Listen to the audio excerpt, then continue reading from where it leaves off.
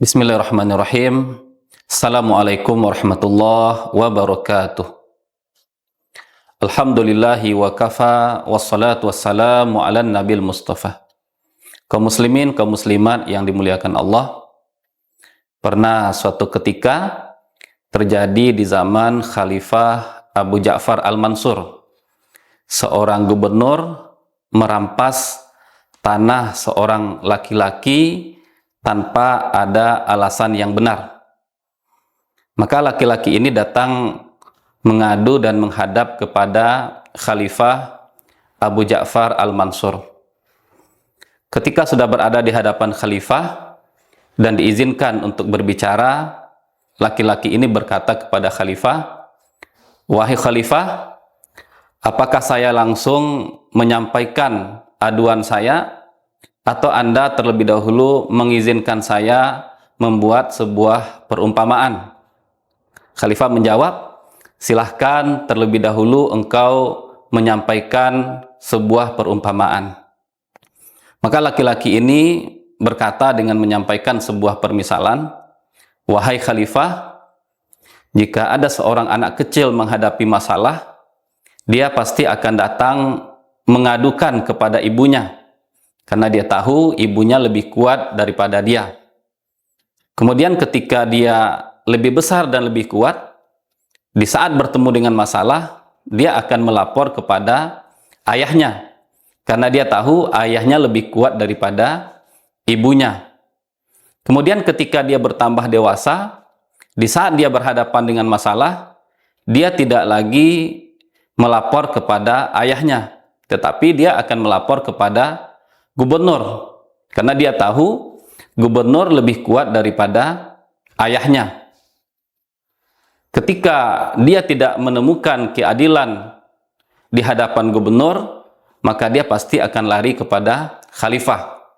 "Wahai Khalifah, hari ini saya berdiri di hadapan engkau akan mengadu, dan saya tahu tidak ada yang lebih kuat daripada engkau kecuali Allah. Maka saya datang kepada engkau melapor, berharap engkau menegakkan keadilan untuk saya. Tetapi jika saya tidak menemukan keadilan di hadapan engkau, tentu saya akan melapor dan mengadu kepada Allah." Mendengar ini, Khalifah meminta kepada laki-laki tadi untuk menyampaikan masalah dengan mengatakan, "Sampaikan masalah engkau, aku akan tegakkan keadilan untuk engkau." Maka laki-laki ini menceritakan kalau gubernur telah merampas tanahnya. Kemudian Khalifah pun menulis 2 buah surat. Surat yang pertama isinya adalah perintah kepada gubernur untuk mengembalikan tanah laki-laki yang sudah dirampas. Surat yang kedua isinya adalah pemecatan dari Khalifah untuk sang gubernur dari jabatannya. Artinya surat kedua ini instruksi untuk pemberhentian sang gubernur. Kaum muslimin, kaum muslimat yang dimuliakan Allah, sekarang kita sering mendengar, sering melihat bahwa hukum itu tidak pernah berpihak kepada orang lemah. Hukum tidak pernah berpihak kepada orang miskin. Selalu saja yang kita saksikan, hukum itu berpihak kepada orang kuat, kepada orang-orang yang punya uang. Itu mungkin berlaku untuk pengadilan di dunia, tetapi itu tidak akan berlaku bagi pengadilan Allah. Bagi Allah, orang-orang yang lemah, orang-orang yang miskin punya posisi tersendiri. Maka dalam hadis dikatakan oleh Nabi SAW, "Da'watul mazlum laisa bainaha wa bainallahi hijab." Doa orang yang terzolimi, antara doa dia dengan Allah tidak ada pembatas. Artinya orang yang terzolimi ketika dia berdoa, doanya akan langsung dikabulkan oleh Allah. Kaum muslimin, kaum muslimat yang dimuliakan oleh Allah, seseorang karena dia terkadang memiliki uang, dia bisa menyogok hakim, dia bisa membayar saksi, dia terkadang juga bisa memalsukan dokumen, kemudian dia dimenangkan oleh pengadilan.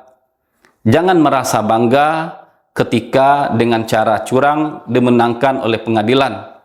Seseorang harus ingat, Nabi SAW pernah bersabda, "Manit tato'a haqqam ri'im muslim biyamini faqad aujaballahu lahun nar wa harrama alaihil jannah.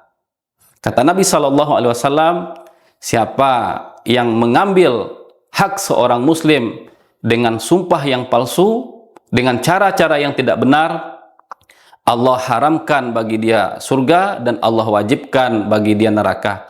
Sahabat pun bertanya kepada Nabi, meskipun yang diambil itu hanya sesuatu yang kecil. Nabi menjawab, meskipun yang diambil itu hanya sebatang siwak. Maka sudah sewajarnya setiap kita hati-hati, jangan sampai kita menzolimi orang. Seorang atasan jangan pernah tertipu karena mentang-mentang punya kekuasaan, mentang-mentang punya posisi, kemudian berbuat zolim kepada bawahannya yang dianggap sebagai pegawai kecil. Bisa jadi ketika sang atasan sedang tidur, si pegawai yang tadi dizolimi, dia bangun tengah malam, berwuduk, sholat 2 rakaat, kemudian dia berdoa kepada Allah. Ketika dia berdoa kepada Allah, doanya akan didengar oleh Allah dan Allah akan mengatakan, bi'izzati wa jalali la'ansurannaka walau ba'dahin. Demi kemuliaan dan keagunganku, aku pasti akan menolong engkau meskipun setelah beberapa waktu. Begitu juga dengan seorang tetangga, jangan mentang-mentang karena dia merasa pendidikannya tinggi, punya power, punya relasi, kemudian dia seenaknya saja menipu atau merampas hak tetangga yang dia anggap tetangga ini lemah, tetangga ini tidak punya pendidikan. Yang paling bahaya adalah ketika kita menzolimi seseorang, dia mengadukan kita kepada Allah. Satu hal yang harus diingat, orang yang paling kuat di muka bumi adalah orang yang tidak punya tempat bersandar, tidak punya tempat menolong kecuali kepada Allah. Mereka inilah sejatinya orang yang paling kuat. Jangan sampai kita bermasalah dengan mereka, kemudian mereka melaporkan dan mengadukan kita kepada Allah. Semoga bermanfaat apa yang kita sampaikan. Terlebih dan terkurang mohon maaf. Assalamualaikum warahmatullahi wabarakatuh.